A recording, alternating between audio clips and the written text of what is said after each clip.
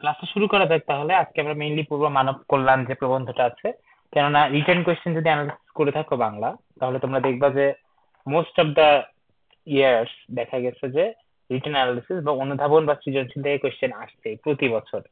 ওকে, এইটা নিয়ে আজকে আমরা যে আলোচনা করব সেটা হলো আমাদের বইয়ের যে প্রবন্ধ মানব কল্যাণ, এইটার খুঁটিনাটি বিশ্লেষণ আমরা এবং লাইন টু লাইন পড়ে ওইটা একটু বিশ্লেষণ করার ট্রাই করব। তোমরা পরে যদি তোমাদের দেখতে হয় এই ক্লাসটা তোমরা দেখে নিতে পারো, অথবা এনি টাইম, ঠিক আছে?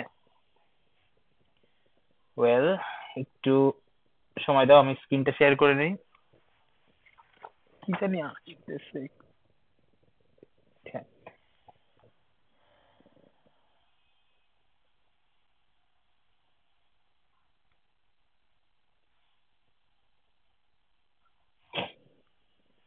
ওয়েল, স্ক্রিনটা দেখা গেলে আমাকে একটু জানাও কাইন্ডলি। স্ক্রিন দেখতে পাচ্ছ তোমরা?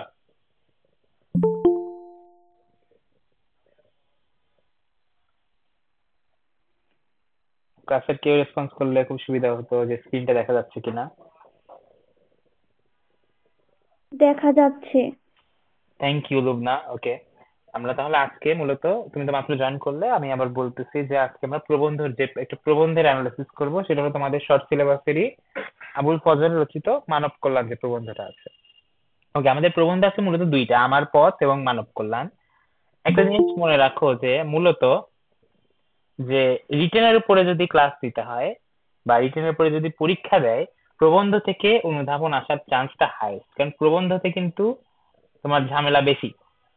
ওকে, প্রবন্ধে তো ঝামেলা বেশি এবং প্রবন্ধ থেকে কোয়েশ্চেন করা যায় বেশি, বা রিটেন আইটেম লেখার জন্য বলা যায় বেশি। আমাদের সময় কিন্তু এই যে মানব কল্যাণ প্রবন্ধ, এখান থেকে কিন্তু ডিউ ইউনিটের কোয়েশ্চেন আসছিল। অর্থাৎ আমাদের বাড়ির রিটেনে এখান থেকে প্রায় 10 মার্ক ছিল। এখান থেকে বিভিন্ন অনুধাবন টাইপ একটা মেসেজ দেওয়া ছিল, ওটার থেকে অনেক অনুধাবন, তারপর সৃজনশীল ক্যাটাগরির প্রশ্ন আসছিল। ওকে, আমরা এখন দেখো মানব কল্যাণ আমরা শুরু করি, ঠিক আছে?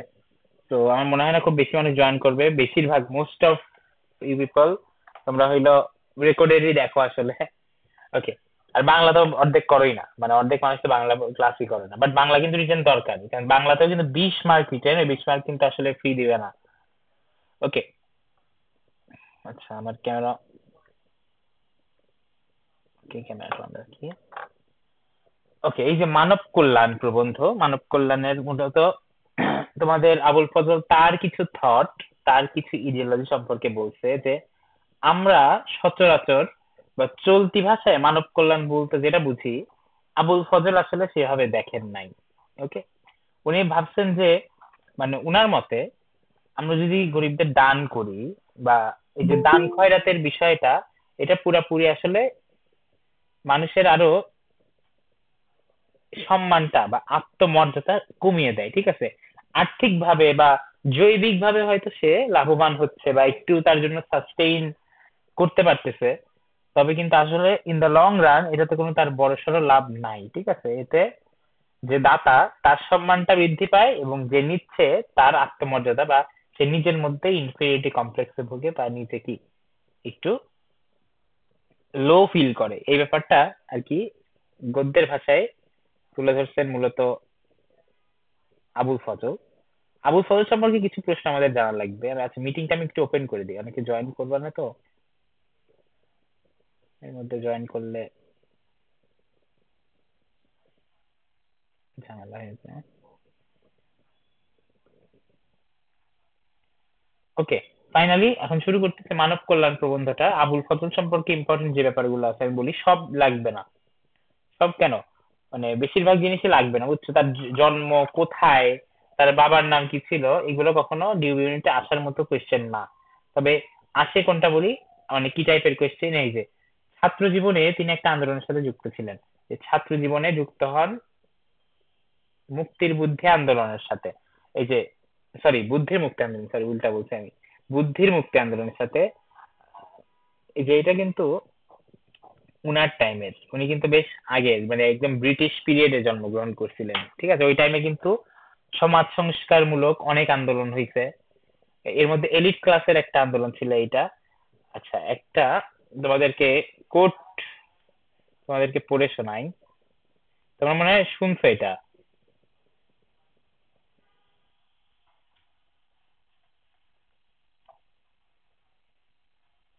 আচ্ছা, তোমরা কি এই ইয়াটা শুনছো, এই লাইনটা শুনছো কোথাও, যে জ্ঞান যেখানে সীমাবদ্ধ, বুদ্ধি যেখানে আড়ষ্ট, মুক্তি সেখানে অসম্ভব? ঠিক আছে, এই উক্তিটা কিন্তু শিখা পত্রিকায় বের হয়েছিল এই আন্দোলনের টাইমে। মূলত মেইন কোশ্চেন হলো আবুল ফজল রিলেটেড, উনি যে বুদ্ধির মুক্তি আন্দোলনের সাথে যুক্ত ছিল, এটা ইম্পর্টেন্ট। তারপরে উনি মেইনলি প্রবন্ধ লিখছে, ওনার ফেমাস ফেমাস কয়েকটা প্রবন্ধ আছে, এগুলো আমি তোমাকে বলে দিই, দেখো। বেশিরভাগই ফেমাস, ঠিক আছে। মাটির পৃথিবীটা একটু বেশি ফেমাস। মাটির পৃথিবী পড়বে, দাঁড়ায় দেওয়ার চেষ্টা করি, wait। মাটির পৃথিবী, এরপরে মানবতন্ত্র। মানবতন্ত্র মানবতন্ত্র কেন ফেমাস জানো? কারণ মানব কল্যাণ এটা হইলো মানবতন্ত্র থেকেই মেবি নেওয়া হয়েছে, আমি যদি মনে পড়ে। আনসার করো তো, মানব কল্যাণ প্রবন্ধটা কোন প্রবন্ধ গ্রন্থ থেকে নেওয়া হয়েছে? বলতে পারবা কেউ? এখানে খুব মানব বেশি। মন্ত্র থেকে, হ্যাঁ, মানবতন্ত্র থেকে নেওয়া হয়েছে। মানবতন্ত্র থেকেই নেওয়া হয়েছে, এটাই এই জন্য বললাম যে এই জন্য মানবতন্ত্র একটু ইম্পর্টেন্ট। তাছাড়া মাটির পৃথিবী, মিতের আত্মহত্যা বা উপন্যাস যেগুলো আছে এগুলা পড়বা, ঠিক আছে। প্রবন্ধর এই যে এইগুলো তো আসে না, যে প্রবন্ধ গ্রন্থের নাম দেখো সব একই টাইপের নাম: সাহিত্য, সংস্কৃত, জীবন, সাহিত্য সংস্কৃতি, সাধনা, সমাজ, সাহিত্য, রাষ্ট্র, এটা আসতে পারে। মেইন কথা, তুমি তো এমনিতেও লেখকের রচনাগুলো পড়বাই, তাই না? পড়ি তো আমরা কম বেশি, যে কোন উপন্যাস কার লেখা বা কোন প্রবন্ধ কার লেখা, বইয়ের মধ্যে যেগুলো আছে এগুলো কিন্তু আমাদের এমনিও পড়তে হবে। তারপরে 21 ফেব্রুয়ারির যে কোনো কি বলে, যে কোনো প্রোগ্রামে দেখবা যে মাঝে মাঝে মাঝে লেখা থাকে যে 21 মানে মাথা নত না করা। এটা মূলত কিন্তু আবুল ফজলের একটা প্রবন্ধ গ্রন্থ ছিল। এই যে 21 মানে মাথা নত না করা, দেখো এখানে আছে। তারপরে দিনলিপি ছিল, যে তার আর কি ডায়েরি টাইপ রচনা। দিনলিপি তো মানে জানো নিশ্চয়ই, দিনলিপি কি বলতো, ডায়েরির মতো। ডেট ক্ষণ দিয়ে আমরা ডেইলি লাইফের যে অ্যাক্টিভিটিস গুলো লিখে থাকি, এটা মূলত আমরা বলি দিনলিপি। ওকে, ওকে, এখন আসি আমরা, একটু ওয়েট করো।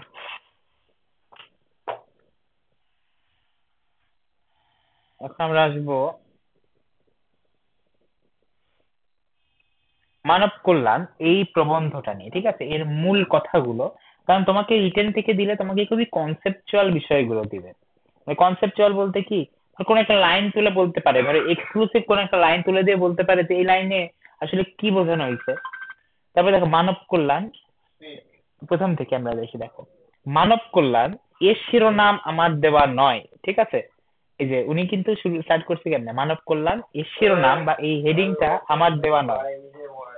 আমাদের প্রচলিত ধারণা আর চলতি কথায় মানব কল্যাণ কথাটা অনেকটা সস্তা এবং মামুলি অর্থে ব্যবহৃত হয়। আমি তোমাকে এটা বললাম যে আমরা আসলে মানব কল্যাণ বলতে ইউজুয়ালি কি বুঝি। বেশিরভাগ মানুষ বুঝে যে মানব কল্যাণ বলতে দান খয়রাত করো, জাকাত দাও, সদকা দাও, এইটাই মানব কল্যাণ।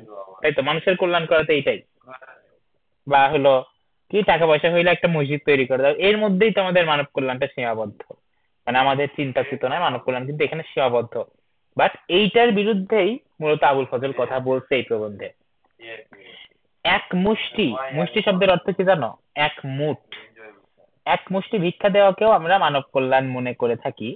মনুষ্যত্ববোধ আর মানব মর্যাদাকে এতে যে ক্ষুণ্ণ করা হয়, ক্ষুণ্ণ মানে কি, মানে নষ্ট করা হয়, ঠিক আছে। আসলে কিন্তু এই দান খয়রাত, যে দান খয়রাত নামক মানব মানব কল্যাণ আছে, এটার দ্বারা আলটিমেটলি আমরা হিউম্যানিটি বা আমাদের মনুষ্যত্ব বোধকে ক্ষুণ্ণ করতেছি, ঠিক আছে। এটা কিন্তু সাধারণত উপলব্ধি করা হয় না, মানে আমরা এটা বুঝি না। ইসলামের নবী বলেছেন, অর্থাৎ আমাদের মহানবী হযরত মুহাম্মদ সাল্লাল্লাহু আলাইহি ওয়াসাল্লাম বলছেন যে উপরের হাত সবসময় নিচের হাত থেকে শ্রেষ্ঠ। এখানে উপরের হাত নিচের হাত কনফিউজ হওয়ার কিছু নাই। উপরের হাত মানে কি, তুমি যখন কাউকে দান দিবা তুমি কিন্তু you get the upper hand, তাই না? মানে উপরের হাতটা কিন্তু তোমার, কাউকে যখন দান করো, মানে ভিক্ষুক বা যাকেই দান করো, উপরের হাতটা কিন্তু তোমার থাকে। আর সে নিচের হাতটা, ভিক্ষা চাওয়ার হাতটা কিন্তু নিচে থাকে। এই নিচের হাত মানে যে হাত, যে মানুষ হাত পেতে গ্রহণ করে, আর উপরের হাত মানে দাতা, যে হাত তুলে উপর থেকে অনুগ্রহ বর্ষণ করে। দান বা ভিক্ষা গ্রহণকারীর দীনতা, এই দীনতা শব্দের অর্থ কি বলতো? এর আগের দিন মনে হয় সারাংশের দিন আমি পড়াইছিলাম যে দীনতা মানে কি। দৈন্য, দীনতা, দারিদ্র, এরা সব এক সুতায় গাঁথা, তাই তো। দৈন্য, দীনতা, দারিদ্র, দরিদ্রতা, কাইন্ড অফ সেম ওয়ার্ড। দীনতা, দেখো যখন একজন মানুষ দান বা ভিক্ষা গ্রহণ করে, তার সর্ব অবয়বে মানে তার মানসিক দিক থেকে, তার শারীরিক দিক থেকে, তার মর্যাদার দিক থেকে এই যে দীনতা বা দারিদ্র্যের যে মানসিক প্রভাবটা, ঠিক আছে, সে যে কতটা আত্মমর্যাদা হারায় শুধু সেই জানে। ঠিক আছে, কোনো মানুষই কিন্তু ভিক্ষা করতে পছন্দ করার কথা না, তাই না? যদিও একটা মজার কাহিনী বলি যে একটা কর্পোরেশন বা একটা প্রতিষ্ঠান, সরকারি প্রতিষ্ঠানই মনে হয়, কিছু ভিক্ষুককে করতে মানে নির্বাসন তো না, মানে পুনর্নির্বাসন দিতে চাইছিল, মানে ওদেরকে বাড়িঘর করে দিবে, তারপরে কর্মসংস্থান দিবে। কিন্তু ঢাকার ভিক্ষুকরা ওইটা হইতে রাজি হয় না, ঠিক আছে, তারা পালায় যায় কেন বলতো? ঢাকায় এই সিনারিওটা তাদের কাজ করা লাগবে না, হ্যাঁ, বিনা পুঁজির এই ব্যবসা হয় ওদের। হ্যাঁ, বিনা পুঁজিতে আয় করেন তো ওনারা। মানে এখন সমাজটা আসলে অনেক কমপ্লেক্স, মানুষের চিন্তা ভাবনা অনেক কমপ্লেক্স। এর জন্য এই জন্য লিটারেচার বা সাহিত্যকে সবসময় ওয়ান ওয়েতে নিবা না, মানে সবসময় বোঝার চেষ্টা করবা যে যে লিখছে সে হলো কোন টাইমের লিখছে, কোন টাইমের পার্সপেক্টিভে লিখছে, আর সে কেমন মানুষ ছিল, তার ইডিওলজি বা তার মতবাদ কেমন ছিল। ঠিক আছে, দেখবা যে কার্ল মার্কসের লেখায় সবসময় তুমি এটাই পাবা। মার্কসের নিশ্চয়ই জানো তোমরা, মার্কসের থিওরি সম্পর্কে একটু হলেও জানার কথা যে মার্কস হলো এই যে বুর্জোয়া এবং প্রলেতারিয়েতদের নিয়ে যে থিওরি গুলো দিচ্ছিল, যে ক্লাস ডিভিশনের উপরে। মার্কস হলো সোশ্যালিস্ট যে চিন্তা ভাবনা আছে না, মার্কস একদম ফাদার ফাদার ফিগার সোশ্যালিজমের। আমরা তো এখন ক্যাপিটালিস্টিক ওয়ার্ল্ডে আছি। ঠিক আছে, মার্কসের লেখায় দেখবা যে মার্কসের সোশ্যালিজমের প্রভাব একদম সুস্পষ্ট, বা মার্কসের যে রিলেটেড যে লেখা যারা লিখছে তাদের মধ্যেও কিন্তু এই প্রভাবটা স্পষ্ট। তো তুমি তাদের একটা বই পড়লা আর তুমি একদম ইনফ্লুয়েন্স হয়ে গেলা, এটা হওয়া উচিত না। কারণ তোমার নিজের স্বাধীন চিন্তা চেতনা আছে, নিজের স্বাধীন কি বুদ্ধি আছে, ওই অনুযায়ী চিন্তা করবে। ঠিক আছে, আপাতত এখানে দেখো যে যে আসলে দান গ্রহণ করতেছে তার সর্ব অবয়ে দীনতা কি করতেছে, প্রতিফলিত হয়। তার বিভৎস দৃশ্য কার না নজরে পড়েছে, মানে এই বিভৎস দৃশ্যটা কার না নজরে পড়ছে, কিন্তু আমরা দেখেও না দেখার ভান করি। এই ব্যাপারটা আবুল ফজল বলছেন এখানে।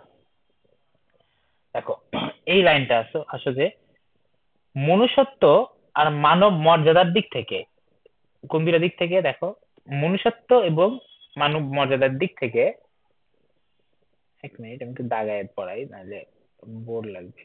মনুষ্যত্ব আর মানব মর্যাদার দিক থেকে অনুগ্রহকারী আর অনুগৃহীত, ঠিক আছে, এই দুইটা আমি দেখো। অনুগ্রহকারী হলো যে দান করতেছে বা অনুগ্রহ করতেছে, আর অনুগৃহীত মানে যার উপর অনুগ্রহ করা হয়েছে, মানে যে আসলে মানে দান নিচ্ছে। এদের মধ্যে কিন্তু মনুষ্যত্বের দিক থেকে আকাশ পাতাল তফাৎ সামাজিক ভাবে। এই কথা ব্যক্তির বেলায় যেমন সত্য, তেমনি দেশ আর রাষ্ট্রের বেলায় বরং অধিকতর সত্য। কারণ রাষ্ট্র কি, দেখো, ইন্ডিভিজুয়াল ক্রিয়েট করে কি জাতি, আর জাতি ক্রিয়েট করে কি রাষ্ট্র। রাষ্ট্র তো আলটিমেটলি জাতি, তাই না? রাষ্ট্র জাস্ট একটা অফিসিয়াল টার্ম, যে জাতির ডিফেন্ডার রাষ্ট্র। এই রাষ্ট্র কিন্তু জাতির যৌথ জীবন এবং যৌথ চেতনারই প্রতীক। ঠিক আছে, মানে ইন্ডিভিজুয়াল এবং জাতি, এই দুইটারই প্রতীক কি আলটিমেটলি? রাষ্ট্র। রাষ্ট্রের দায়িত্ব শুধু প্রশাসন চালানোই নয়, জাতিকে আত্মমর্যাদা সম্পন্ন করে তোলা রাষ্ট্রের এক বৃহত্তর দায়িত্ব। অর্থাৎ আবুল ফজল মেইনলি বুঝাইতে চাইছে যে আহ, টাকা নাই, তুমি বড়লোক মানুষ টাকা দান করে দিল আর এতে গরিব মানে স্যাটিসফাইড থাকলে, এই জিনিসটা হওয়া উচিত না। ঠিক আছে, মানুষের কি স্বাবলম্বী হওয়া উচিত। এতে তারা কি করবে, নিজের আত্মসম্মান বা আত্মমর্যাদা গড়ে তুলতে পারবে। কারণ যে আসলে গ্রহণ করে বা ভিক্ষা নেয়, তার আসলে নিজের কাছেই অনেক খারাপ লাগে। তার কিন্তু ওই যে বললাম, সর্ব অবয়বে কি হয়, দীনতাটা প্রকাশ পেয়ে যায়। তো এই ব্যাপারটা খেয়াল রাখতে হবে। আচ্ছা, একটু ওয়েট করো।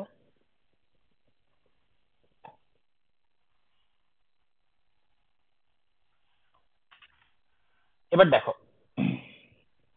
জাতিকে আত্মমর্যাদা সম্পন্ন করে তোলাও রাষ্ট্রের এক বৃহত্তর দায়িত্ব। যে রাষ্ট্র হাত পাতা চাটুকারি তাকে প্রশ্রয় দেয়, মানে রাষ্ট্রই যদি এটা মানে সাপোর্ট করে যে ত্রাণ দিব, ঠিক আছে, গরিবদের দিব, তাহলে আলটিমেটলি কিন্তু রাষ্ট্র এটা সাপোর্ট করছে, প্রশ্রয় দিচ্ছে, তাই না, হাত পাতা ব্যাপারটাকে। সে রাষ্ট্র কিন্তু কিছুতেই আত্মমর্যাদা সম্পন্ন নাগরিক তৈরি করতে পারে না। মানে সেই রাষ্ট্রের নাগরিক বা মানুষজনের মধ্যে ওইটাই মেন্টালিটি ঢুকে যাবে, মানে যে শিশু জন্মগ্রহণই করছে এমন রাষ্ট্রে, সে তো ছোটবেলা থেকেই এমন দেখতেছে। এটা সোশ্যোলজির একটা নর্মাল থিওরি, ঠিক আছে? মানুষ আশপাশে যেমন দেখে ওইটাকেই তার ওয়ার্ল্ড হিসেবে কল্পনা করে নেয়। সে কিন্তু জানে না আসলে বাইরের ওয়ার্ল্ডটা কত বড়, বা বাইরে কি হচ্ছে, বা how it feels to have something different. Okay, দেখো, তাই মানব কল্যাণ অর্থে এখানে কিন্তু দেখো আবুল ফজল নিজের কথা বলছে, এখন নিজের উনার অপিনিয়ন দিছে। এতক্ষণ রাষ্ট্র নিয়ে বলতেছিল, এখন উনি একদম ডিরেক্টলি বলছে যে আমি, ঠিক আছে, উনি ফার্স্ট পার্সনে বলছে যে তাই মানব কল্যাণ অর্থে আমি দয়া বা করুণার বশবর্তী হয়ে দান খয়রাতকে মনে করি না। এটা মানব কল্যাণ না, এটা মানুষের আরো কি করে, আত্মমর্যাদা কমায় দেয়, মনুষ্যত্বের অবমাননা করে। দেখো সেকেন্ড লাইনটা খেয়াল করো, মনুষ্যত্বের অবমাননা যে ক্রিয়াকর্মের অবশ্যম্ভাবী পরিণতি, মানে কি? এখানে একটু প্যাচ লাগতে পারে, দেখো, মানে যে কাজের অবশ্যম্ভাবী মানে অবশ্যই পরিণতিটা কি, মনুষ্যত্বের অবমাননা, ঠিক আছে? এই কাজটা কি, মানে দান খয়রাত, এই দান খয়রাত করে আসলে আলটিমেটলি কি হয়, অবশ্যই পরিণতিটা হয় মনুষ্যত্বের অবমাননা করা। তাকে কিছুতেই মানব কল্যাণ বলা যায় না, এই জন্য বলছে তাকে কিছুতেই মানব কল্যাণ নামে অভিহিত করা যায় না। একটু ওই টাইমের লেখা, তো বুঝতেছো যে একটু কঠিন কঠিন টার্ম ইউজ করছে। মানব কল্যাণের উৎস মানুষের মর্যাদাবোধ বৃদ্ধি আর মানবিক চেতনা বিকাশের মধ্যেই নিহিত।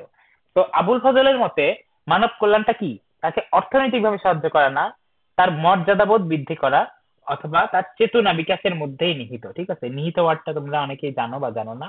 নিহিত মানে এর মধ্যে অবস্থান করে, ঠিক আছে?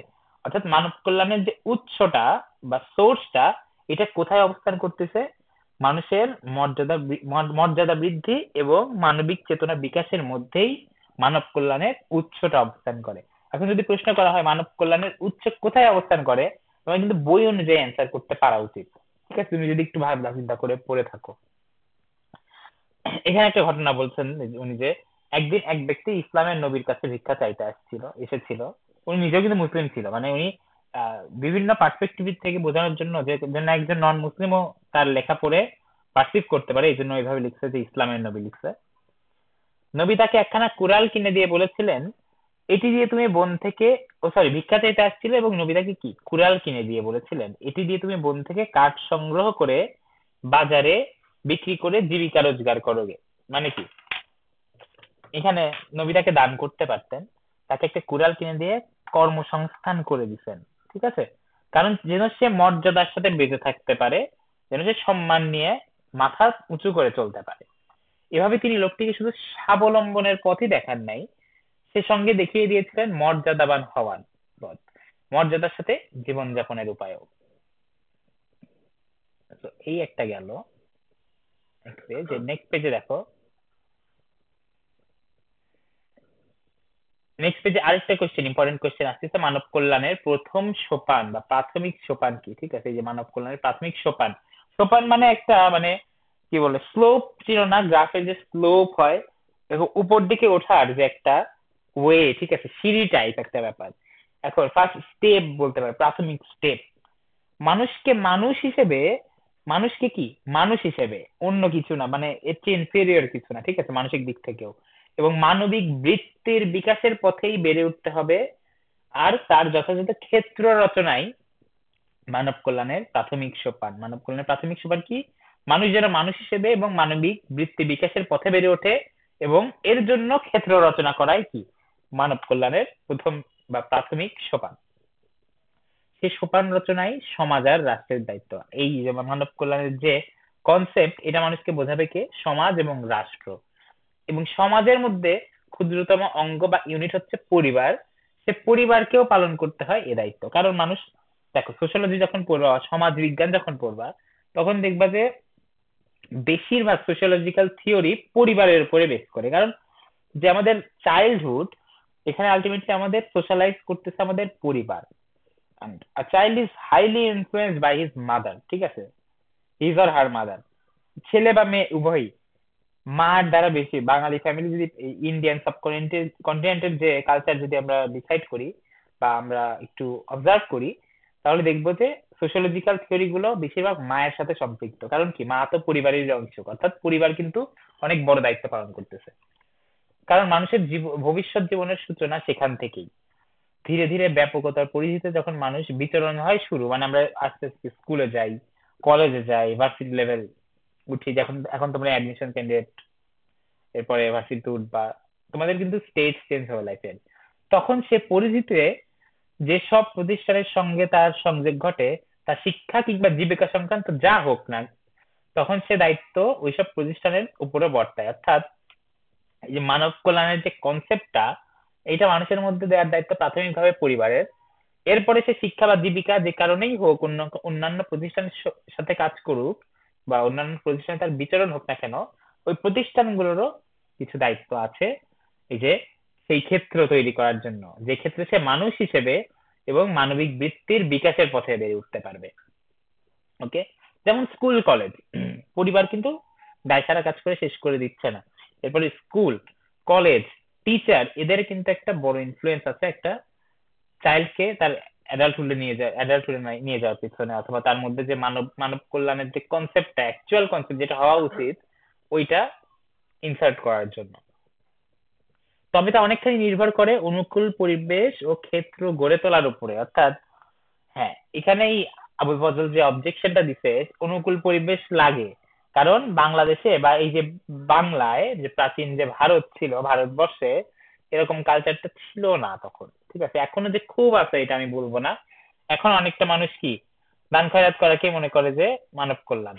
ঠিক আছে, টাকা পয়সা হলে কি করে, ত্রাণ দেয়, দান খয়রাত করে, এটা অনেক বাট সে কিন্তু একটা এমন কোন স্টেপ নিতে পারতো টাকাগুলো দিয়েই, যে টাকা সে দান করলো, যাতে অনেক মানুষ, ধরো সে একটা দোকান তুলে দিল, মুদির দোকান না হোক না কেন, বাট একটা মানুষ কিন্তু ওই দোকানে বসে তার নিজের রোজগারের মাধ্যমে সে আর্ন করতে পারতেছে।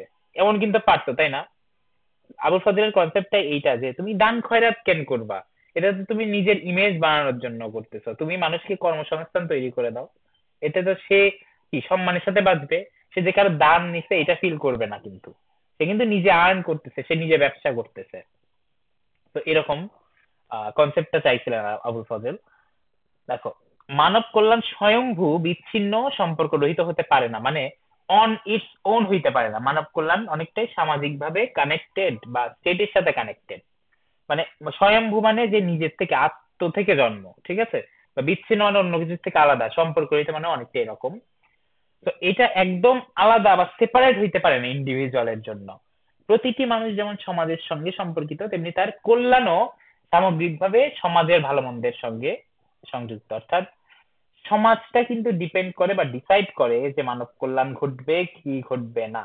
ওকে, দেখো, উপলব্ধি ছাড়া মানব কল্যাণ স্রেফ দান খয়রাত আর কাঙালি ভোজনের মতো মানব মর্যাদার অবমাননাকর এক পদ্ধতি না হয়ে যায়। ছড়া, আমি পুরো বাক্যটা আবার পড়ি পড়ি দেখো, উপলব্ধি ছাড়া মানব কল্যাণ স্রেফ দান খয়রাত আর কাঙালি ভোজনের মতো মানব মর্যাদার অবমাননাকর এক পদ্ধতি না হয়ে যায় না, যা আমাদের দেশ আর সমাজে হয়েছে। ঠিক আছে, মানে আমরা যদি উপলব্ধি না করি যে মানব কল্যাণের কনসেপ্টটা, আলটিমেটলি এটা দান খয়রাতের মতো বা কাঙালি ভোজনের মতো অবমাননা করা একটা পদ্ধতি হয়ে যাবে।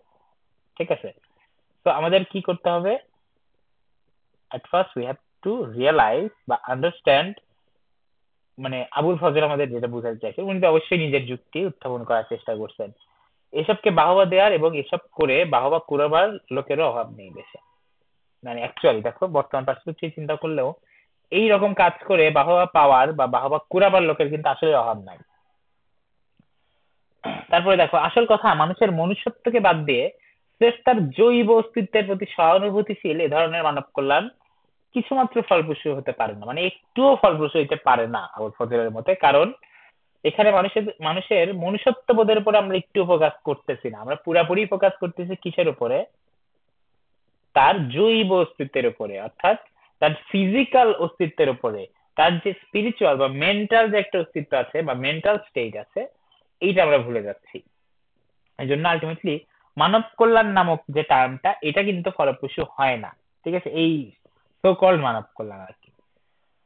এই হেন মানব কল্যাণের কুৎসিত ছবি দেখার জন্য দূর দূরান্তে যাওয়ার প্রয়োজন নাই, আমাদের আশেপাশে চারদিকে তাকিয়ে দেখলেই তা বোঝা যায় বা তা দেখা যায়। অ্যাকচুয়াল এই ফ্যাক্ট, মানে এই স্পিডিং ফ্যাক্ট কাইন্ড অফ। বর্তমানে মানব কল্যাণ অর্থে আমরা যা বুঝি তার প্রধানতম অন্তরায় রাষ্ট্র, জাতি, সম্প্রদায় ও গোষ্ঠীগত চেতনা, যা মানুষকে মেলায় না, করে বিভক্ত।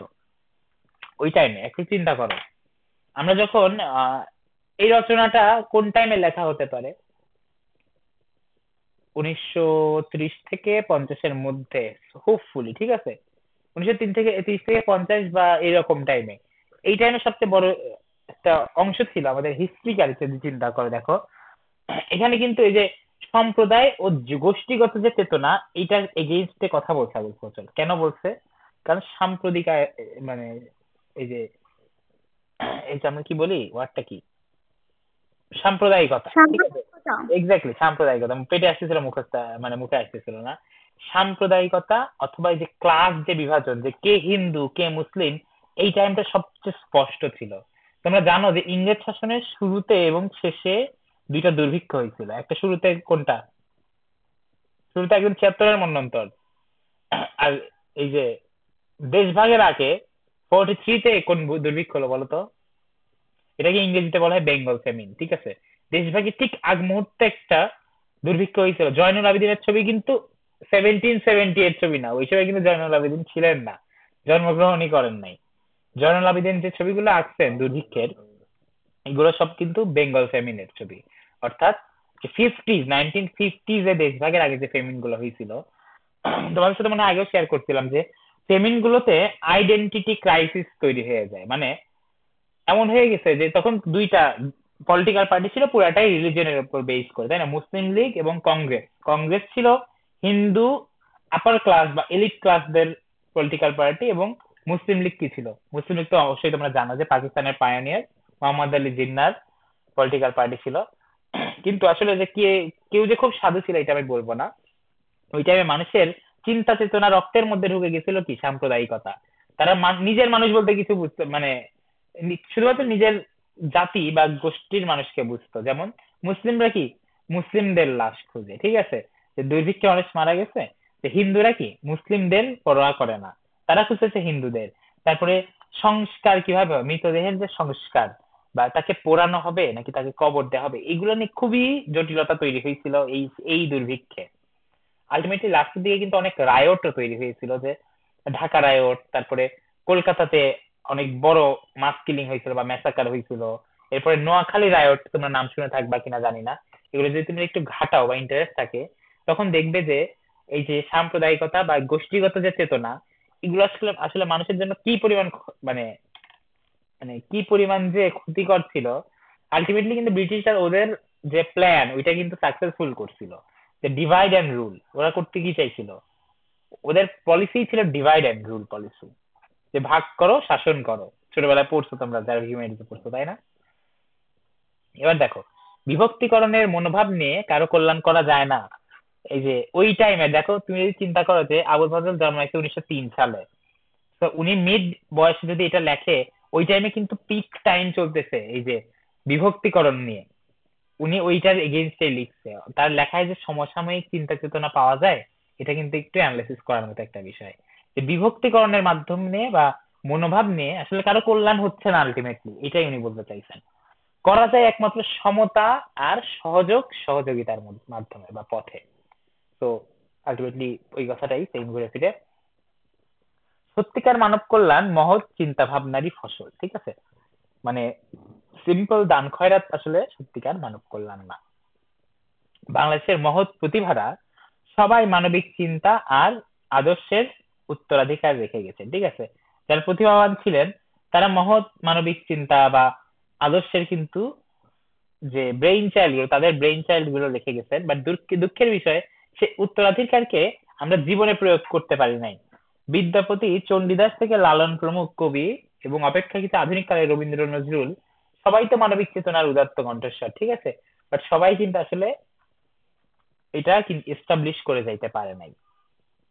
যদিও রবীন্দ্রনাথের মধ্যে আসলে, আচ্ছা, 2 বিঘা জমি কবিতাটা অনেকেই পড়েছো, তাই না? 2 বিঘা জমিতে উপেনের কষ্ট, বা যে জমি কেড়ে নেয় যে জমিদার, তোমরা জানো বাবু সাহেব যে জমি কেড়ে নেয় উপেনের থেকে, এই কবিতাটা পড়েছো।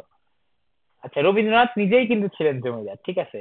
দেখো, মানুষ দুই রকমের, যে ফ্যান্টাসি এবং যে ফ্যান্টাসি গুলো আছে, ধরো ফ্যান্টাসি বা এই যে লোয়ার ক্লাস পিপল বা মানুষের যে কষ্টের গল্প, দুই ক্লাসের মানুষ লেখে, এক যারা আসলে কষ্ট করছে, আরেক যারা আসলে নিজেরা কষ্ট করে নাই বাট নিজেরা ফিল করে।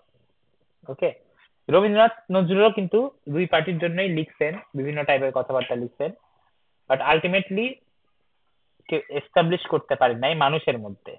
কারণ ওই যে তোমরা আমার পথ প্রবন্ধে পড়ছো না, এখানেও কিন্তু ওইখানেও কাজী নজরুল কিন্তু অবজেক্ট করছে যে গান্ধীজি বলল কি আমি আছি, সবাই ভাবলো কি গান্ধীজি আছেন। ঠিক আছে, মানে আত্মকে আর কেউ ইয়া করেন।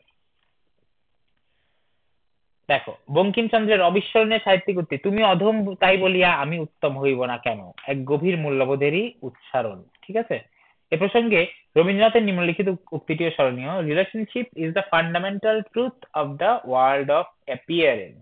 ঠিক আছে, কবি এই উক্তিটি করেছিলেন তার হিবার্ট বক্তৃতামালায়। অন্তর্জগতের বাইরে যে জগৎকে আমরা অহরহ দেখতে পাই বা আমাদের মনের বাইরে যে জগৎকে দেখতে পাই, তার মৌলিক সত্য পারস্পরিক সহযোগ সহযোগিতা। কবি যাকে রিলেশনশিপ বলেছেন, সে সংযোগ বা সম্পর্কের অভাব ঘটলে মানব কল্যাণ কথাটা স্রেফ ভিক্ষা দেওয়া নেওয়ার মধ্যে পরিণত হয়ে যাবে। ঠিক আছে, মানুষের মধ্যে যে একটা মেন্টাল কানেকশন থাকবে, যে আসলেই একে অপরের সাথে একটা পারস্পরিকতা থাকবে, যে তার জন্য একে অপরকে হেল্প করবে, এটা যদি না থাকে আলটিমেটলি ওইটা সবসময় কি দান খয়রাতি হয়ে যাচ্ছে। মানব কল্যাণ কিন্তু অলৌকিক কিছু না, এক জাগতিক মানব ধর্ম। তাই এর সাথে মানব মর্যাদার তথা হিউম্যান ডিগনিটির সম্পর্ক অবিচ্ছেদ্য। শুরু থেকেই কিন্তু আবুল ফজল মূলত হিউম্যান ডিগনিটির কথাই কিন্তু বলতেছে, যে ফুল উনি শুরু থেকে ফোকাস করছে না এটা যে মানুষের মানব মর্যাদা কমে যাবে বা আত্মসম্মান বোধ ইয়া হবে, হ্যাম্পার হবে। তো শুরু থেকেই কিন্তু বলতেছে যে হিউম্যান ডিগনিটির কথা বা মানব মর্যাদার কথা। আজ পৃথিবীর দিকে তাকিয়ে দেখলে কি দেখতে পাই? দেখতে পাই দুস্থ, অবহেলিত, বাস্তুহারা, স্বদেশ বিতাড়িত মানুষের সংখ্যা দিন দিন বেড়েই চলেছে। তার সাথে বৃদ্ধি পাচ্ছে কি রিলিফ, রিহ্যাবিলিটেশন ইত্যাদি শব্দের ব্যাপক প্রয়োগ। রেড ক্রস যে সংস্থাটা আছে আমরা জানি যে, তারপরে ধরো একদম গরিব মানুষদের যে হেল্প করার জন্য কিছু ইয়া আছে, ইউনিসেফ কাজ করে। এগুলো এত গ্লোরিফাইড কিভাবে হইলো? হওয়া কি উচিত ছিল? আসলে যদি মানুষ মানুষের মানব কল্যাণের জন্য কাজ করত, তাইলে তো এত রিলিফ, এত রিহ্যাবিলিটেশন এগুলো লাগতো না, তাই না? এগুলোর সংখ্যা বৃদ্ধি কি প্রমাণ করে না যে মানব কল্যাণ কথাটা সির্ফ মানব অপমানে পরিণত হয়েছে? তোমাকে ধরো রিটেন থেকে কিরকম প্রশ্ন আসতে পারে একটু আলোচনা করি। ধরো তোমাকে বলতে পারে যে মানব কল্যাণ কথাটা সির্ফ মানব অপমানে পরিণত হয়েছে, ব্যাখ্যা করো। এখন তুমি যদি ওভারঅল পুরাটার উপরে ব্যাখ্যা করো, তুমি হয়তো মার্কস পাবে, বাট অন পয়েন্ট কথা কিন্তু তুমি বললা না। মূলত কি নিয়ে বলছে? এই যে হিউম্যান ডিগনিটির কথা যখন আবুল ফজল বললেন, তখন কিন্তু এই যে এটা বলতেছিল যে পৃথিবীতে অবহেলিত মানুষের সংখ্যা, স্বদেশ বিতাড়িত মানুষের সংখ্যা দিন দিন বেড়ে যাচ্ছে। তার সাথে বাড়তেছে কি রিলিফ, রিহ্যাবিলিটেশন ইত্যাদি শব্দের ব্যাপক প্রয়োগ। রেড ক্রস টাইপ যে অর্গানাইজেশন গুলো, এগুলোর সংখ্যাও বাড়তেছে। এটাই কি প্রমাণ করে না যে মানব কল্যাণ কথাটা স্রেফ মানব অপমানে পরিণত হয়েছে? তুমি যদি এভাবে গুছাই এইটুকু উত্তর দিতে পারো, তাও কিন্তু তুমি মার্কস পাবে। কারণ অ্যান্সার শিট কিন্তু সব টিচারের কাছেই থাকে। তো অ্যাকচুয়াল অ্যান্সার কিন্তু তোমাকে অন পয়েন্ট লিখতে হবে, তারপরে তুমি একটু ডেকোরেট করতে পারো। ওকে, মানুষের স্বাভাবিক অধিকার আর মর্যাদার স্বীকৃতি আর প্রতিষ্ঠা ছাড়া মানব কল্যাণ মানব অপমানই থেকে যাবে, অপমানে পরিণত না হয়ে পারে না। এরপরে দেখো, কালের বিবর্তনে আমরা এখন আর ট্রাইব বা গোষ্ঠীবদ্ধ জীব নই। ঠিক আছে, একসময় আমরা কি ট্রাইবে বিভক্ত থাকতাম, শিকার করতাম, হান্টার গ্যাদারার সোসাইটি ছিল। এখন আমরা বৃহত্তর মানবতার অংশ, মানে পুরো পৃথিবীর মানুষকেই কিন্তু মানুষ হিসেবে কাউন্ট করা হচ্ছে। ওরকম ট্রাইব সিস্টেম খুব একটা নাই, এক্সেপ্ট আফ্রিকার কয়েকটা একদম প্রত্যন্ত অঞ্চল বাদে। তাই গো অফ হিউম্যানিটিকে বিচ্ছিন্ন, বিক্ষিপ্ত কিংবা খণ্ডিত ভাবে দেখা বা নেওয়া যায় না। ঠিক আছে, গো অফ হিউম্যানিটি বলতেছে এটা মানে হিউম্যানিটির যে বা মানবতার যে যে সামনে এগিয়ে যাওয়াটা। ঠিক আছে, আমরা কিন্তু সৃষ্টির শুরু থেকে সামনে এগিয়ে যাচ্ছি। This is the go of humanity. বা গো বলতে এখানে কিন্তু ভার্ব বোঝায় নাই, গো বলতে যাত্রাটা বোঝাচ্ছে, যে মানুষের যাত্রাটা। এটাকে বিচ্ছিন্ন, বিক্ষিপ্ত বা খণ্ডিত ভাবে দেখা বা নেওয়া যাবে না। তেমনি নেওয়া যায় না তার কল্যাণ কর্মকেও খণ্ডিত করে, মানে কল্যাণ কর্মটাও কিন্তু একদম আলাদা আলাদা ভাবে চিন্তা করতে পারবে না। দেখতে মানুষও অন্য একটা প্রাণী মাত্র, কিন্তু ভেতরে মানুষের মধ্যে রয়েছে এক অসীম ও অনন্ত সম্ভাবনার বীজ। কারণ মানুষ সৃষ্টির সেরা জীব। যে সম্ভাবনার স্ফুরণের সুযোগ দেওয়া, ক্ষেত্র রচনা, আর তাতে আচ্ছা, শুরু থেকেই এই ওয়ার্ডটা অনেক আসতেছে, ক্ষেত্র রচনা। ক্ষেত্র মানে কি জানো? ফিল্ড, একটা ফিল্ড তৈরি করে দেওয়া মানুষের মানুষ হিসেবে গড়ে তোলার জন্য, এটা বোঝাচ্ছে। আর তাতে সাহায্য করাই শ্রেষ্ঠতম মানব কল্যাণ। প্রশ্ন আসতেই পারে যে শ্রেষ্ঠতম মানব কল্যাণ কোনটা। তো দেখ, আমি কয়েকটা কিছু বলছি যে মানব কল্যাণের প্রাথমিক সোপান কোনটা ছিল, মানব কল্যাণের উৎস কোনটা, এরপরে এখন বললাম শ্রেষ্ঠতম মানব কল্যাণ কোনটা। সেটা তুচ্ছ তাচ্ছিল্য কিংবা কোন রকম অপমান অবমাননার পথে হতে পারে না। ঠিক আছে? আলটিমেটলি মানুষকে ছোট করে কখনো মানুষ মানব কল্যাণ হয় না। হালে যে দর্শনকে অস্তিত্ববাদ নামে অভিহিত করা হয়, বা, ঠিক আছে, এই যে এক্সিস্টেন্সিয়ালিজম যেটাকে ইংরেজিতে বলতেছে, তারও মূল কথা কিন্তু ব্যক্তি মানুষের অস্তিত্বকে স্বীকৃতি দান। ঠিক আছে? এখন কোশ্চেন করে না এক্সিস্টেন্সিয়ালিজম কি, নিহিলিজম কি, এগুলো আসলে আরো ডিপার থিওরি। ঠিক আছে? এগুলো আপাতত তোমার অ্যাডমিশনের জন্য সেফ হবে যে তুমি আপাতত জেনে রাখো যে অস্তিত্ববাদী হলো কি এক্সিস্টেন্সিয়ালিজম। এরপরে দেখো, বল প্রয়োগ কিংবা সামরিক শাসন দিয়ে মানুষকে তাবেদার বা চাটুকার বানাতে পারা যায়, কিন্তু প্রতিষ্ঠা করা যায় না মানব মর্যাদার। আসলে মানুষকে মর্যাদা কিন্তু দেওয়া যায় না। সব কর্মের সাথে শুধু যে ব্যক্তিগত সম্পর্ক থাকে তা নয়, তার সামাজিক পরিণতি তথা সোশ্যাল কনসিকুয়েন্সও অবিচ্ছিন্ন। এই যে এই কথাটা বারবার বলছেন আবুল ফজল, যে মানুষ কিন্তু ইন্ডিভিজুয়াল না, তার সাথে সমাজ ওতপ্রোতভাবে জড়িত। যেহেতু সব মানুষই সমাজের অঙ্গ, তাই সব রকম কল্যাণ কর্মেও রয়েছে সামাজিক পরিণতি। ঠিক আছে? মানুষের জন্য যাই করে না কেন, এটা একটা সামাজিক কনসিকুয়েন্স বা সোশ্যাল কনসিকুয়েন্স রয়েছে। এই সত্যটা অনেক সময় ভুলে থাকা হয়, বিশেষত যখন দৃষ্টি থাকে ঊর্ধ্ব দিকে তথা পরলোকের পানে, বিশেষ করে যখন আমরা রিলিজিয়াস সেন্টিমেন্ট থেকে চিন্তা করি বা দান খয়রাতের কথা চিন্তা করি, এরকম। তো সব ইচ্ছার দ্বারা মানব কল্যাণ সাধিত হয় না। ঠিক আছে? শুধুমাত্র আমি ভালো করতে চাই তাই যে মানব কল্যাণ হয়ে যায়, ব্যাপারটা এরকম না। অনেকেই আছে দান খয়রাত করে, ও হয় কমপ্লেক্সলি চিন্তা করে না, সে ভাবে যে এটাই মনে হয় মানব কল্যাণ, আমি মানুষের ভালো করতেছি।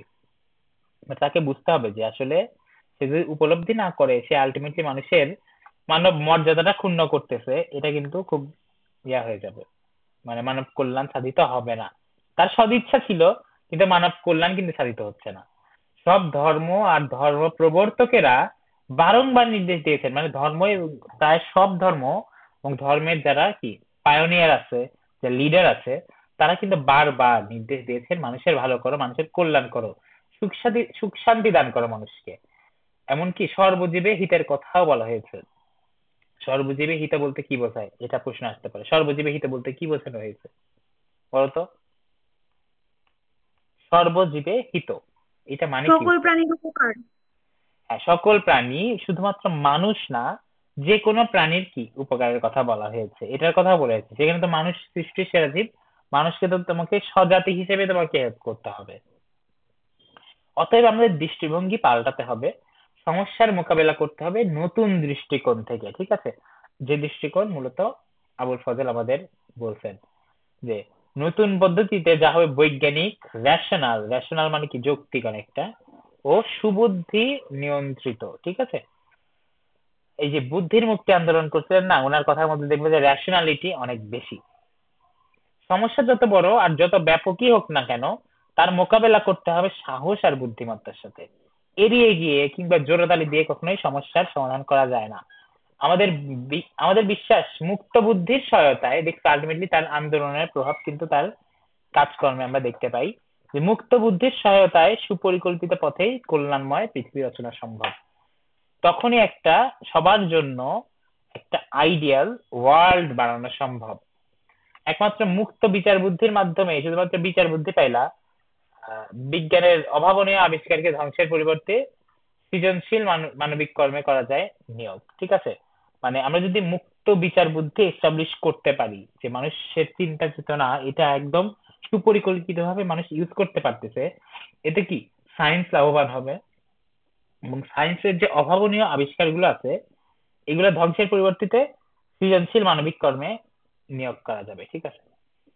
তা করা হলেই মানব কল্যাণ হয়ে উঠবে মানব মর্যাদার সহায়ক। এখানে কিন্তু অনেক কথা ভেগ বলছে। আমার পার্সোনালি যদি বলি, যে আবুল ফজলের কিছু কিছু কথা বা লাইন ভেগ ছিল, কারণ সে হয়তো বা বড় পরিসরে বলছে, প্লাস এটা কিন্তু সংক্ষেপিত তোমাদের বইটায়, এজন্য আসলে কিন্তু কনটেক্সট ধরা মুশকিল। বাট বইয়ে এখান থেকে খুব একটা যে কমপ্লেক্স প্রশ্ন হয় এরকম না। মূলত আমি তোমাদের যে ব্যাপারগুলো নিয়ে আলোচনা করলাম, যে দান খয়রাত না, দান খয়রাতের মাধ্যমে উনি বলছে যে মানব কল্যাণ আরো ব্যাহত হয় বা মানব মর্যাদা ক্ষুণ্ণ হয়, তোমাকে কি করতে হবে?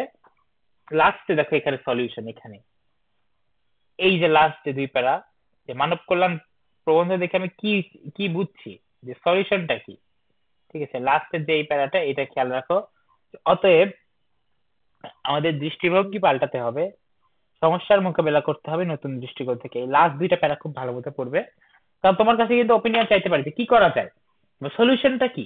সলিউশনটা কিন্তু আবুল ফজল নিজেও বলছে এখানে।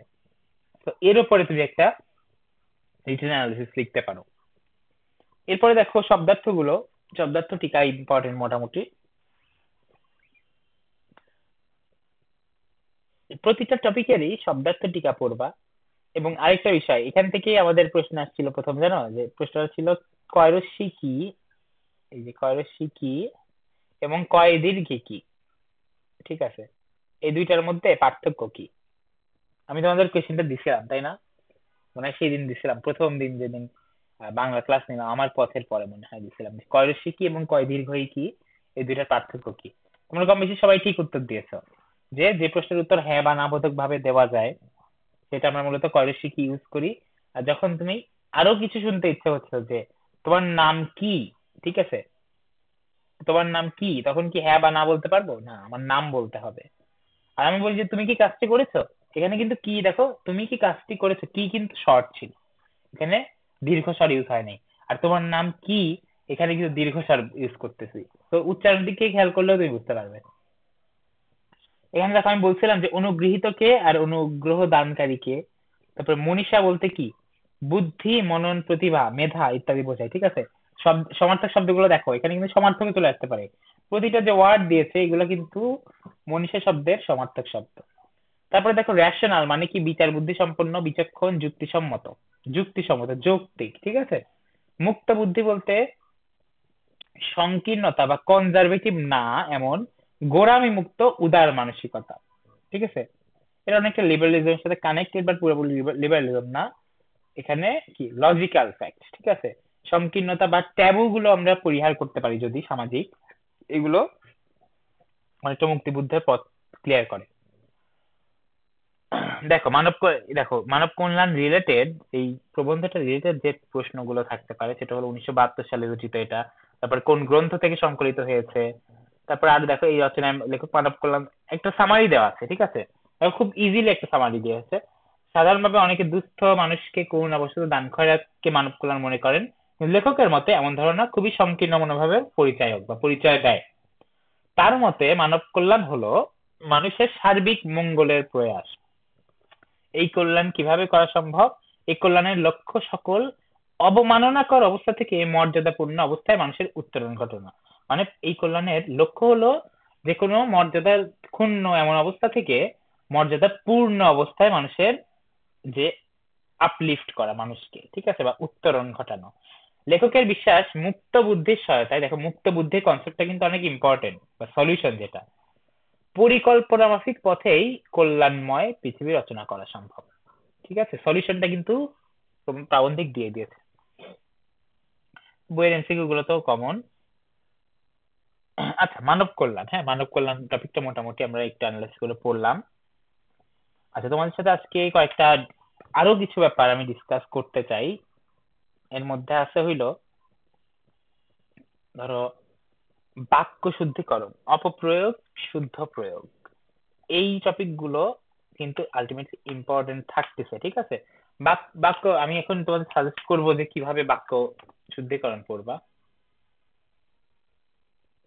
একটু ওয়েট করো, ঠিক আছে, আমি তোমাদেরকে দেখাই কিছু ব্যাপার।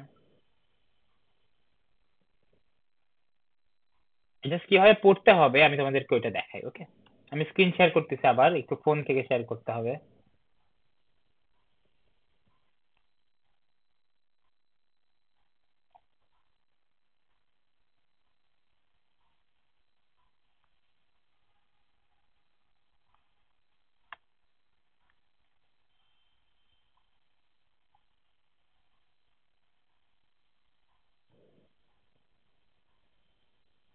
আচ্ছা, তোমরা কি আমার স্ক্রিনটা দেখতে পাচ্ছ? একটু দেখো তো। জি ভাইয়া, দেখা যাচ্ছে। ওকে, থ্যাংক ইউ। আমরা দেখো অপপ্রয়োগ শুদ্ধ প্রয়োগ যে টপিকটা আছে এটা যদি আমরা একটু পড়ি।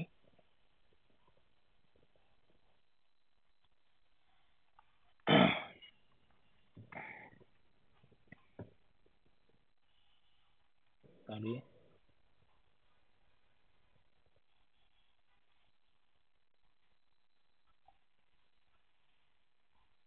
বাক্যের অপপ্রয়োগ এবং শুদ্ধ প্রয়োগ। মানে কি? ভুল প্রয়োগ এবং শুদ্ধ প্রয়োগ। মানে সেন্টেন্স কারেকশনের তোমার কিছু রিটেন আইটেম যদি চলে আসে বাই চান্স, তোমরা কোন ব্যাপারগুলো খেয়াল করবে বা কোন ব্যাপারগুলো লিখতে হবে, ওই ব্যাপারগুলো নিয়ে একটু আলোচনা করব। এখন এখানে বিভিন্ন টাইপের কোয়েশ্চেন আসতে পারে। প্রথমত, বাক্যের গঠন এবং বাক্যের কিছু গুণাবলী আছে, তাই না? বাক্যের কিছু গুণাবলী আছে। ধরো বাক্য একটা সার্থক বাক্যের গুণ কয়টা বলো তো? তিনটা। এক্স্যাক্টলি। আকাঙ্ক্ষা, আসক্তি এবং যোগ্যতা, ঠিক আছে? আকাঙ্ক্ষা কিন্তু মানে অনেক খ না, যুক্ত খ, ওই আকাঙ্ক্ষা না, ঠিক আছে? তারপর আসক্তি বলে অনেকে, আসক্তি না, আসক্তি, তয় ত, ঠিক আছে? এবং গ নাম্বার হলো যোগ্যতা। এই যে এই তিনটার কনসেপ্ট খুব ভালো মতো পড়া থাকতে হবে। যেহেতু আমরা এমসিকিউ জন্য একদম ফুল ক্লাস তো করতে পারতেছি না, আমি জাস্ট তোমাদের বলতেছি, ঠিক আছে? ফার্স্টলি কি, এই যে এই তিনটা গুণগুলো, ঠিক আছে, গুণগুলো সম্পর্কে পড়বে। কারণ এই গুণের অপব্যবহার আসতে পারে, তখন কিন্তু তোমাকে অ্যান্সার করতে পারতে হবে। একটু ওয়েট করো। এই যে, আচ্ছা এবার দেখো, প্রথমে গেল কি আকাঙ্ক্ষা, আসক্তি, যোগ্যতা। এরপরে বাক্যের কয়েকটা দোষ আছে, ঠিক আছে? গুণ যেমন আছে, দোষ আছে। তোমরা কি দোষের নাম বলতে পারবা কেউ? একটা বা দুইটা? বাহুল্য দোষ। ইয়েস, বাহুল্য দোষ। বাহুল্য দোষ হলো ইংরেজিতে আমরা কি রিডান্ডেন্সি বলি না একটা টপিককে? বাহুল্য দোষ। এবং আরেকটা দোষ হলো সাধু এবং চলিত ভাষার মিশ্রণ, সেটা হলো গুরুচণ্ডালী দোষ। গুরুচণ্ডালী দোষ, ওকে। দেখো, তাহলে আমরা বাহুল্য দোষ এবং গুরুচণ্ডালী দোষ সম্পর্কে জানতে হবে, এটা ইম্পর্টেন্ট, ঠিক আছে? তারপরে এইগুলো মোটামুটি জানতে হবে, আগের গুণগুলো সম্পর্কে। এরপরে কয়েকটা প্র্যাকটিস করতে হবে আমাদের। কি টাইপের প্র্যাকটিস? ধরো আমি কয়েকটা বাক্য লিখে তোমাদের বোঝাই।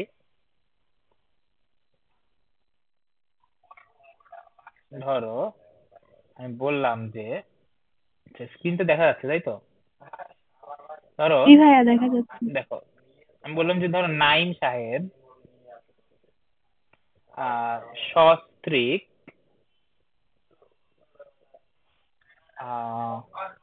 মাগুরা থাকে।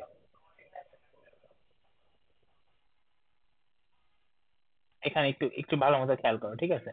নাইম সাহেব সস্ত্রীক মাগুরা থাকে।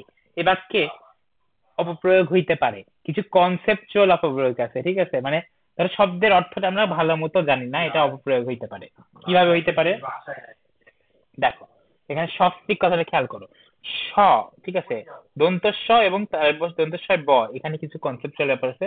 তুমি যখন দন্তের স বলবে, যখন এটা মানে হলো সাথে, ঠিক আছে? এটা মানে সাথে। আর স যখন বলবে এটা মানে নিজ। এই দুইটা রকম অর্থ, ঠিক আছে? এখন একটা কনসেপচুয়াল ব্যাপার বলি।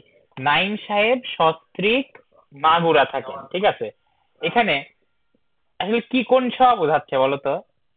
সে স্ত্রীর সাথে নিজ। থাকেন নাকি নিজ? আরে দেখো, নাইম সাহেব নিজ স্ত্রী নিয়ে মাগুরা থাকেন, ব্যাপারটা একটু অড হয়ে গেল না? সে তো নিজ স্ত্রী নিয়েই থাকবে। নিজ স্ত্রী নিয়েই তো মানুষের থাকাটা স্বাভাবিক, তাই না?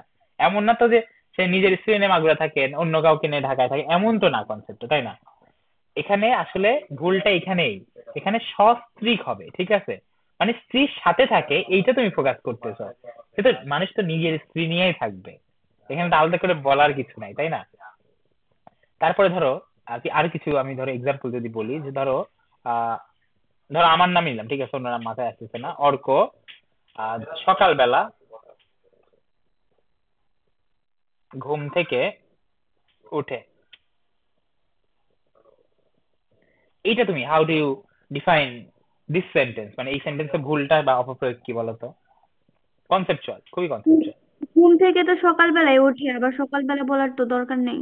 না, বলতে পারো ঘুম থেকে তো আমি সন্ধ্যায় উঠতে পারি, দুপুরবেলা ঘুমাই। যে জন্য সকালবেলা তো পড়া লাগতে পারে, তাই না? এটা ভুল না, ভুলটা হলো উঠে। উঠে ভুল কিভাবে? উঠে কিন্তু এটা উঠে যে ফর্মটা এটা অসমাপিকা, ঠিক আছে? ধরো আমি বলতাম যে আমি ঘুম থেকে উঠে ভাত খাবো, তখন আমি উঠে বলতে পারি, ঠিক আছে? অসমাপিকা। উঠে ফর্মটা কি? অসমাপিকা। তুমি যদি উঠেকে সমাপিকা ক্রিয়া হিসেবে ইউজ করতে চাও, তোমাকে বলতে হবে যে ওঠে, ঠিক আছে? ওঠে হলো সমাপিকা। এগুলো হলো কনসেপচুয়াল।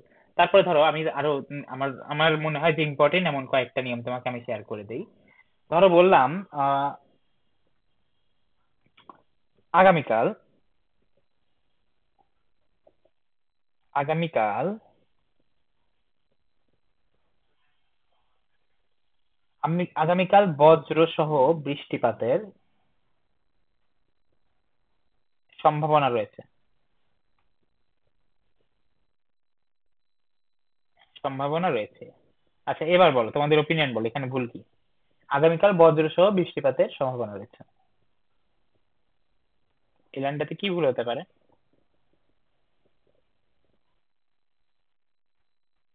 আরে বলো, প্যারা নাই, ভুলে গেলেও সমস্যা নেই। এখানে কি বজ্র সহতে ভুল, নাকি বৃষ্টিপাতে ভুল, নাকি বজ্রপাত লিখতে হবে? কি ভুলটা কি বলো? বজ্রপাত লিখলে হয় না ভাইয়া? বাট আমার মনে হয় বৃষ্টির সম্ভাবনা রয়েছে। না না না, এখানে কিন্তু বজ্রটা মেনশন করতে হবে, কারণ বৃষ্টি তো নর্মাল রেইন, ওয়েদার ফোরকাস্টে রেইন একটা দেখায়, আর থান্ডার স্টর্ম উইথ রেইন কিন্তু আলাদা। মানে এখানে থান্ডার স্টর্ম বোঝাচ্ছে, ঠিক আছে? এখানে আসলে ভুল, পাত এখানে হবে না। ভুল এই জায়গায় না, ভুল আসলে সম্ভাবনাতে। কারণ তুমি যখন বজ্রপাত বলতেছো একটা জিনিস মনে রাখবা, যে সম্ভাবনা ওয়ার্ডটা অলওয়েজ পজিটিভ, ঠিক আছে? যে কোনো পজিটিভ ব্যাপারকে বোঝায়। আর যে কোনো নেগেটিভ ব্যাপারের সাথে আমরা ইউজ করি আশঙ্কা, ঠিক আছে?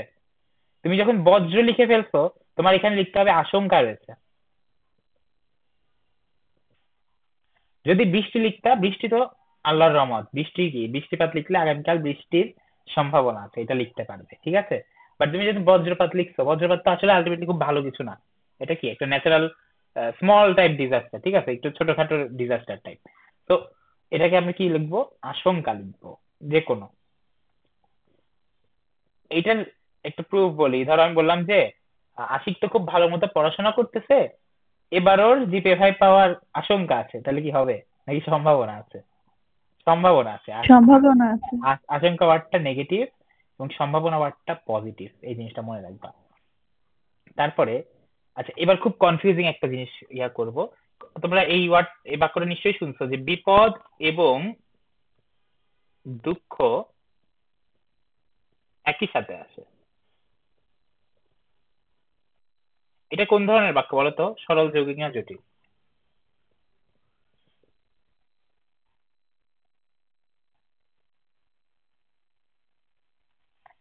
তারপরে লিখলাম প্রিয়া এবং আহ রিয়া।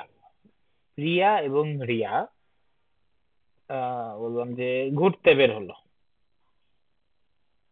ধরো আমাদের বাসায় আসলো।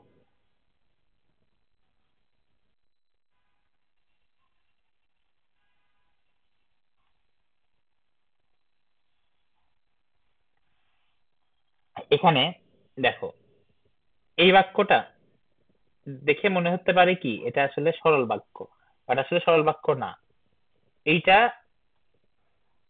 এবং সম্পৃক্ত আছে এই বাক্যে, এবং এবং থাকলে, এবং কিন্তু যে মনে রাখবা যে এবং হলো বাক্য সংযোজক।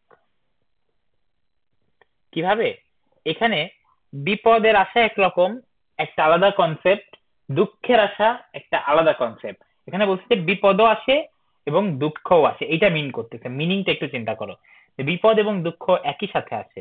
এখানে বলতেছে যে বিপদও আসে এবং দুঃখও আসে।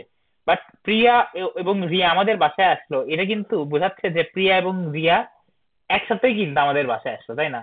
মানে প্রিয়াও আসলো, রিয়াও আসলো। এখানে কিন্তু আলাদা আলাদা কনসেপ্টে চিন্তা করা যাবে না, দুজন সেম কাজ করতেছে। এটা অনেকটা ইংলিশের slow and steady wins the race, slow and steady wins the race,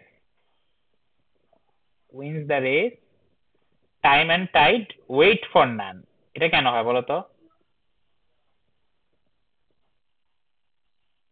ইংলিশে তো আমরা সাবজেক্ট ভার্ব এগ্রিমেন্ট করি, অ্যান্ড দ্বারা দুটো সাবজেক্ট যুক্ত থাকলে প্লুরাল ভার্ব হয়, তাহলে স্লো অ্যান্ড স্টেডির সাথে কেন সিঙ্গুলার ভার্ব বলো তো? এটার সাথে কেন কারণ লিঙ্ক? এটা ভাইয়া স্লো এন্ড স্লো কে স্টাডি বোঝাচ্ছে, স্টেডিকে বোঝাচ্ছে। হ্যাঁ, মানে এখানে রেসে আসলে যে জিতবে, যে স্লো সেই স্টেডি, কিন্তু এখানে একজনই জিতবে, রেস জিতবে একজন, মানে সেম কনসেপ্ট। ওকে, এরপরে আমরা একটু খেয়াল করি, দেখো এরপরে খেয়াল করো যে টাইম অ্যান্ড টাইড, এখানে কিন্তু আসলে টাইম এবং টাইড এক কনসেপ্ট না, এখানে সময় এবং স্রোত আলাদা কনসেপ্টে চিন্তা করে এখানে ওয়েট লিখছে অ্যান্ড দ্বারা, যেহেতু যুক্ত দুইটা আলাদা সাবজেক্ট। ওকে, এখানে তাহলে কি হবে এই বাক্যে, তাহলে ভুল কি? রিয়া এবং প্রিয়া আমাদের বাসায় আসলো, এখানে মূলত কিন্তু বাক্যটা একটা সরল বাক্য, এটা কিন্তু বাক্যটা যৌগিক না, এখানে তুমি ও ইউজ করতে হবে, যুক্ত করতে হবে কি ও দ্বারা, প্রিয়া ও রিয়া আমাদের বাসায় আসলো। তারপর আরো কিছু ওয়ার্ডের কি বলে ইয়া আছে, কনসেপচুয়াল ভুল আছে। ধরো অশ্রু জল, অশ্রু জল বলতে কি কিছু আছে বলো তো? অশ্রু জল, অশ্রু মানেই চোখের জল। হ্যাঁ অশ্রু মানেই চোখের জল, ঠিক আছে, সেখানে অশ্রু জল বলা কি, এটা হলো অনেকটা কি রিডান্ডেন্সি টাইপ, বা এর সাথে আসলে জল তো ডাবল হয়ে গেল, চোখের জল জল, ঠিক আছে। ওকে, তো আমি কি বললাম যে বাক্যের যে তিনটা গুণ, তারপরে বাক্যের যে দোষগুলো, তারপরে যে এই কনসেপচুয়াল যে বিষয়, যেমন নিজ অর্থে এবং সাথে অর্থাৎ অর্থে এইটার কনসেপ্ট, তারপরে এই যে সমাপিকা অসমাপিকা ফর্মের কনসেপ্ট, তারপরে এই যে ব্যবহারগুলো ওয়ার্ডের, যেমন পজিটিভ ব্যাপারগুলোতে সম্ভাবনা ইউজ করি, নেগেটিভ ব্যাপারগুলোতে আশঙ্কা ওয়ার্ডটা ইউজ করি, এগুলো যদি একটু ক্লিয়ার থাকো, খুব ইজিলি বাক্যের অপপ্রয়োগ শুদ্ধ প্রয়োগ তুমি একটু প্র্যাকটিস করলেই হয়ে যাবে, ঠিক আছে। আর আরেকটা বিষয় নিয়ে আলোচনা করবো, ভোকাবুলারি আইটেম তোমরা নিশ্চয়ই পড়তেছো, যদিও রিটেনে ভোকাবুলারি থেকে ডিরেক্ট কোশ্চেন আসার চান্স নাই, তোমরা মোটামুটি নিজ পেসে আগাইতে থাকো। ধরো বাগধারা, এখন কিন্তু বেশি টাইম নাই, মানে যদি এখনো শুরু না করে থাকো শুরু করে দাও। বাগধারা যেগুলো আছে এগুলো থেকে এমসিকিউ মোটামুটি শিওর যে প্রশ্ন থাকেই প্রতি বছরই। ঠিক আছে, আমি আপাতত স্ক্রিনশটটা অফ করতেছি। যদিও তোমরা অনেকেই কি বলে ক্লাস করো নাই, আজকে রেকর্ডেড ক্লাস করো সবাই বেশিরভাগই। ওকে, আজকে টপিকের উপরে কারো কোনো ঝামেলা আছে? বা মানব কল্যাণ অথবা যে বাক্যের শুদ্ধ প্রয়োগ অপপ্রয়োগ, যদিও এখানে ফুল ক্লাস তো অবশ্যই করা সম্ভব না যেহেতু রিটেন কোর্স, বাট আমি তোমাদের মনে হইলো যে অপপ্রয়োগ যদি আসে ইন কেস, তোমাদের জাস্ট গাইড করে দেই যে ঝামেলা যেন না হয় পরবর্তীতে, ঠিক আছে। আর যে কোনো প্রবলেম হইলে জানাও। তোমাদের যে ক্লাস ওয়ার্ক যেটা, এটা আমি দিয়ে দিচ্ছি টেলিগ্রামে এবং মেসেঞ্জারে দিয়ে দিচ্ছি। ওকে, ফ্লোর ইজ ওপেন, কারো কোশ্চেন আছে কোনো? Any question, any type of, পরীক্ষা নিয়ে, আজকের টপিকের বাইরেও হইতে পারে এমন কোয়েশ্চেন। ওকে, ঠিক আছে, তাহলে যেহেতু হ্যাঁ বলো, লুবনা কিছু বলবে? ভাইয়া আমাদের 25 ব্যাচের অ্যাডমিশন কি মাসে হবে? এটা বলা মুশকিল আসলে, বুঝছো, ডিপেন্ড করতেছে ওরা কবে ভর্তি হবে। তোমাদের এইচএসসি কবে বলো তো? জুন মাসের লাস্টে, মানে জুলাই মাসে। জুন মাসের লাস্টে বা জুলাই মাসে, তাইলে অবশ্যই তোমার লিস্ট তুমি 3 থেকে 3.5 মাস টাইম পাবা, বুঝছো, আচ্ছা। লিস্ট পাবা, মানে এবার যেমন পাইলো, আমরা আমাদের সময় তো 5-6 মাস পাইতাম আমরা, তো ভাগ্য ভালো থাকলে 5 মাস পাইতে পারো বা 4-4.5 মাস পাইতে পারো, নয়তো লিস্ট ডিউ পরীক্ষার জন্য তুমি 3.5 মাস বা 3 মাস পাবাই। তো ওই ওই সেন্সে চিন্তা করো, এইচএসসি শেষ হওয়ার পর থেকে 3 মাস বা 3.5 মাস এরকম টাইমে অ্যাডমিশনটা হবে, ঠিক আছে। ওকে, ঠিক আর আছে। কোনো প্রশ্ন না থাকলে তাহলে আমরা আজকের ক্লাসটা শেষ ভাইয়া করছি। আমার ইংলিশ নিয়ে একটা প্রশ্ন ছিল। আচ্ছা বলো, যদি আমি ইংলিশ সলভ করতে পারি তাহলে করবো, বলো বলো। Work fast lest you should miss the train. হুম, এখানে 4টা অপশন আছে: simple sentence, compound sentence, complex sentence, interrogative sentence. এটা কোন সেন্টেন্স হবে? অপশন গুলো বলো। Simple sentence, compound sentence, complex আর ইন্টারোগেটিভ। কম্পাউন্ড তো না, সিম্পল না, ইন্টারোগেটিভ না, কমপ্লেক্স। বুঝছো? এখানে কারণ ভাইয়া হচ্ছে মানে কি বলে এক্সপ্লেনেশন দিচ্ছে যে এটা প্রিন্সিপাল ক্লজ আর সাবঅর্ডিনেট ক্লজ হচ্ছে দুইটা আছে, তো এখানে আমি বুঝতে পারছি না এটা মানে দুইটা ক্লজ। অ্যান্সার কমপ্লেক্স বলছে না? হ্যাঁ ভাইয়া, অ্যান্সার কমপ্লেক্স হ্যাঁ, বলছে। এটা কারণ কি জানো, এখানে বলতেছে যে তুমি কি বলে ওয়াক ফাস্ট, ঠিক আছে, এটা বলছে walk fast lest you should miss the train, মানে জোরে হাঁটো নয়তো তুমি ট্রেন মিস করবা, মানে ঠিক আছে, নয়তো ট্রেন মিস করবা। এখানে ক্লজ তোমাকে আগে বুঝতে হবে যে কোনটা ক্লজ এবং কোনটা না। তো মূলত ক্লজ কোনটা জানো, যেটাতে একটা ফাইনাইট ভার্ব থাকে, যে বাক্যাংশতে একটা ফাইনাইট ভার্ব থাকে ওইটাকে আমরা ক্লজ বলি বা প্রিন্সিপাল ক্লজ বলি। এখন এবং আরেকটা একে অপরের যে ওই ক্লজের উপরে নির্ভরশীল একটা ক্লজ বা বাক্যাংশ যদি থাকে ওইটাকে সাবঅর্ডিনেট ক্লজ বলি। যদি একটা প্রিন্সিপাল ক্লজ থাকে এবং একটা সাবঅর্ডিনেট ক্লজ থাকে এবং তারা বিভিন্ন রিলেটিভ প্রোনাউন বা কনজাংশন বাদে যে ওয়ার্ড গুলো আছে, ঠিক আছে, এগুলো দ্বারা যদি যুক্ত হয় তখন আমরা কিন্তু এটা কমপ্লেক্স সেন্টেন্স বলি। তোমাকে প্রথমে, আচ্ছা আমি তোমাকে গাইড করে দেই, তুমি পড়বা হলো সেন্টেন্সের প্রকারভেদ বা সিম্পল, কমপ্লেক্স, কম্পাউন্ড সেন্টেন্সের যে প্রকারভেদ গুলো খুব ভালো মতো পড়ো। ওকে? সিম্পল সিম্পল সেন্টেন্স হলো যেখানে একটাই সাবজেক্ট থাকে এবং ইয়া থাকে, কি বলে, একটাই ফাইনাইট ভার্ব থাকে। বুঝতে পারছো? জি ভাইয়া। ওকে, এই কনসেপ্ট গুলো আগে পড়ো, যে সেন্টেন্সের গঠন আর কি, যে গঠন অনুযায়ী যে সেন্টেন্স তিন রকম, সিম্পল, কমপ্লেক্স, কম্পাউন্ড, এই তিনটার যদি গঠন তুমি বুঝে ফেলো তাহলে এই কোয়েশ্চেন আর ঝামেলা হবে না। বুঝছো? জি ভাইয়া। ওকে, ঠিক আছে, পরবর্তী কোনো একটা ক্লাসে দেখা হবে। আমি কাজগুলো দিয়ে দিচ্ছি তোমাদের, বাড়ির কাজগুলো বা ক্লাস ওয়ার্ক গুলো, যেগুলো আমি দেখে দিব, মানব কল্যাণের উপর থেকে দিব অবশ্যই, অথবা বাক্যের শুদ্ধ প্রয়োগ অপপ্রয়োগ হালকা পাতলা দিতে পারি। ওকে, তো দেখা হচ্ছে পরবর্তী ক্লাসে ইনশাল্লাহ। Thank you for joining. বেশিরভাগ মানুষই ক্লাস করে না, তোমরা কিছু লয়াল স্টুডেন্ট ক্লাস করতেছো। থ্যাংক ইউ, ভালো মতো পড়াশোনা করো, ঠিক আছে? ওকে, ক্লাসটা শেষ করতেছি, তোমরা লিভ নিতে পারো। আল্লাহ হাফেজ।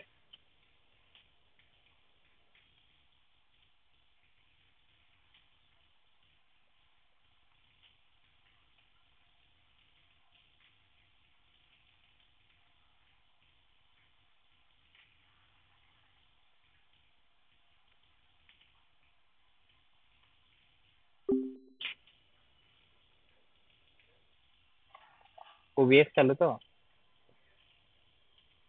Screen recorder.